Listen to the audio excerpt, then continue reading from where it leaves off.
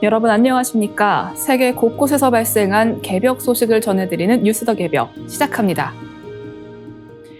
이란 남부의 주요 항구인 반다르 아바스의 샤이드 라자이 항구에서 발생한 대규모 폭발 사고로 사망자가 70명을 넘기고 부상자 규모는 1,300명 이상으로 급증했습니다. 이번 사고는 이란 최대 상업 항구에서 발생한 것으로 민간뿐 아니라 군사적 파장까지 우려되고 있습니다. 폭발은 지난 4월 26일 토요일 낮 12시께 항구 내 컨테이너 야적장에서 발생했습니다. 사고 당시 항구에는 많은 직원들이 근무 중이었으며 폭발 충격은 반경 수 킬로미터의 유리창을 깨고 도심까지 유독성 연기를 퍼뜨렸습니다. 이로 인해 학교와 사무실이 긴급 폐쇄되고 도시 전체에 비상사태가 선포됐습니다. 항구에 보관 중이던 2천여 개의 컨테이너가 파괴되었고 최소 6명이 실종된 상태입니다.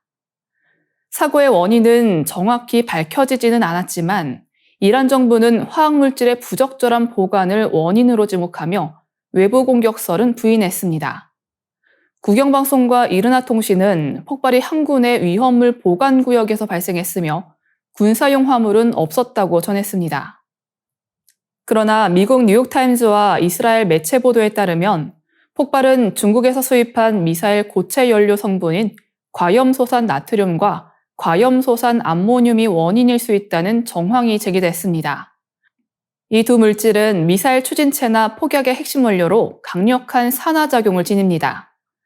이란은 지난해 이스라엘에 미사일 수백 기를 발사한 후 재비축을 위해 중국에서 2,000톤 상당의 물질을 수입한 것으로 알려졌습니다. 이번 폭발이 2020년 레바논 베이루트 항구에서 발생한 질산 암모늄 폭발 사고와 유사하다는 지적도 나왔습니다. 당시에도 장기간 방치된 위험 화학물질이 대형 인명피해를 초래했으며 정부의 부실 대응이 국민적 분노로 번졌습니다. 이번 이란 항구 폭발 역시 정부의 안전관리 부실과 비공개적 대응으로 인해 민심이 크게 흔들리고 있습니다. 더불어 폭발 사고 다음 날에는 이란의 국가 인프라를 겨냥한 대규모 사이버 공격이 발생했습니다. 이란 정보통신기술부 장관은 역대 가장 광범위하고 복잡한 공격 중 하나라고 밝히며 위기 대응에 나섰습니다. 일각에서는 미국과의 비공식 핵 협상이 열린 날에 사고와 공격이 연이어 발생한 점을 들어 외부 개입설이나 내부 정보 유출 가능성도 제기되고 있습니다. 한편 트럼프 대통령은 과거 이스라엘의 이란 핵시설 공습 계획을 저지한 바 있으며 최근 네타냐후 총리는 이란의 모든 핵 인프라를 제거해야 한다고 밝혔습니다. 이와 맞물려 사이드 라자이 항에서 발생한 폭발이 단순 사고가 아니라는 의심도 커지고 있습니다. 인도와 파키스탄 사이의 전운이 짙어지고 있습니다. 영유권 분쟁지인 카슈미르 파헤감에서 발생한 민간인 테러 사건 이후 양국 간의 군사적 긴장과 정치적 공방이 격화되고 있으며 미국과 중국을 비롯한 국제사회가 중재에 나섰습니다. 사건의 발단은 지난 4월 22일 인도 카슈미르 파헤감에서 발생한 총기 난사였습니다. 이 공격으로 관광객 등 최소 26명이 숨졌고 인도는 배후로 파키스탄을 지목하며 보복에 나섰습니다. 인도 정부는 카슈미르 내 관광지 87곳 중 48곳을 폐쇄하고 실질 통제선 인근에서 파키스탄군과 교전을 벌이고 있다고 밝혔습니다. 이에 대해 파키스탄은 무인 정찰기 격추를 주장하며 인도 측의 침공 가능성을 경고했습니다. 아타울라 타라르 파키스탄 공보장관은 신뢰할 수 있는 정보에 따르면 인도가 24시간에서 36시간 내 군사 공격을 감행할 계획이라며 인도가 책임을 져야 할 것이라고 경고했습니다. 파키스탄 국방장관 역시 최고 경계태세를 선언했으며 핵무기 사용은 존립 위협 시에만 하겠다고 밝혔습니다. 한편 인도는 이번 사건을 계기로 1960년 체결된 인더스강 조약의 중단을 선언했습니다. 인더스강 수량과 데이터를 파키스탄과 공유하지 않겠다는 것입니다. 인도의 조치에 대해 파키스탄은 전쟁 행위라고 강력 반발했습니다. 가뭄과 조기 폭염에 시달리는 파키스탄 농민들은 생존을 위협받고 있습니다. 현재 보도에 의하면 농민들이 이대로면 우리는 굶어 죽는다고 말했습니다. 이러한 긴장 상황에 미국과 중국도 우려를 표하며 중재에 나섰습니다. 미국 국무부는 양국과의 접촉을 강화하며 자제를 촉구하고 있으며 유엔 사무총장 역시 양국 고위 관계자들과 통화해 긴장 완화를 당부했습니다. 중국도 충돌은 양국 모두에게 도움이 되지 않는다며 공정한 조사를 요구했습니다.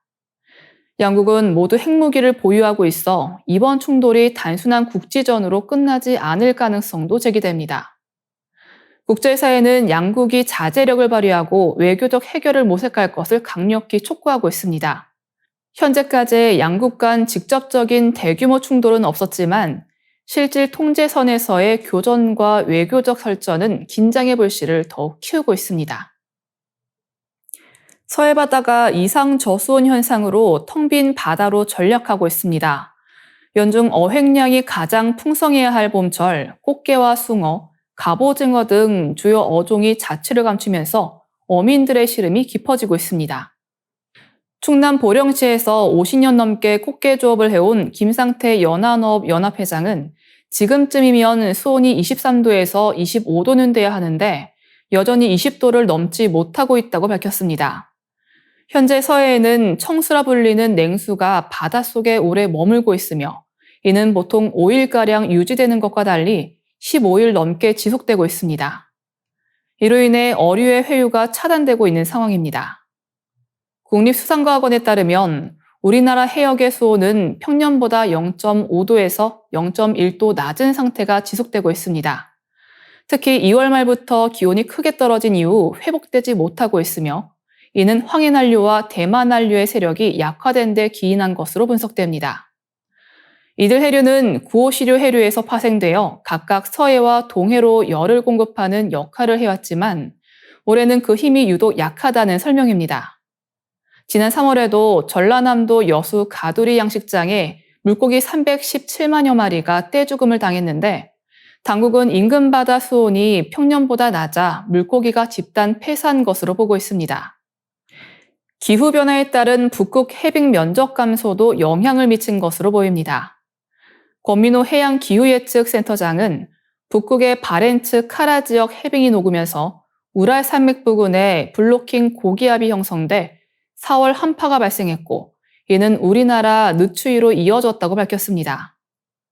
서울대 조양기 교수도 동중국해가 이상저온을 겪으면서 난류의 열 수속력이 떨어졌다고 설명했습니다.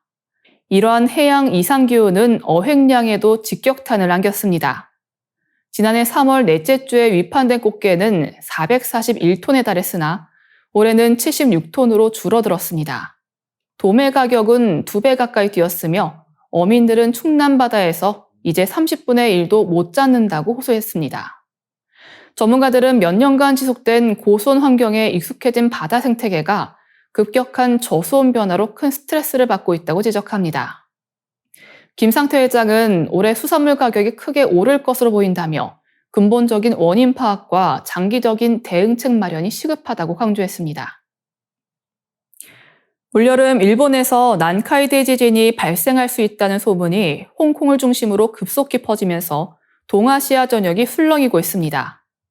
이 같은 유언비어가 현실적인 불안을 자극하며 중국 정부는 일본 내 자국민을 대상으로 지진 대비 지침을 공지했고 일본 여행 수요는 급감했습니다. 홍콩에서는 한 풍수사의 예언 영상과 만화책 내가 본 미래 완전판의 내용이 확산되면서 불안감이 고조되고 있습니다. 해당 영상은 2015년 7월 대재난이 온다는 내용을 담고 있으며 유튜브와 SNS를 통해 1억 회가 넘는 조회수를 기록했습니다. 특히 타츠키 료 작가의 만화에 등장하는 2025년 7월 5일이라는 날짜가 주목받으면서 일부 항공사는 일본 노선의 운항 횟수를 줄이기도 했습니다. 홍콩 그레이터 베이 항공은 센다이 및 도쿠시마 노선의 운항을 간편했으며 후쿠오카 삿포로 노선 역시 예약 저조로 축소 운항될 예정입니다. 한편 이러한 소문과 별개로 일본 정부는 실제 난카이 해곡 대지진에 대한 경고를 지속하고 있습니다. 일본 내각부 전문가 검토회는 지난 3월 30일 난카이 해곡에서 규모 9.0의 강진이 발생할 경우 29만 8천 명이 사망하고 최대 292조 3천억 엔, 한화 약 2,889조 원의 경제 피해가 발생할 수 있다고 공식 발표했습니다. 쓰나미로 인한 사망자가 21만 5천 명에 이를 것으로 추정되며 30cm 이상 침수되는 지역 면적은 약 1151제곱킬로미터에 달할 것으로 분석됐습니다.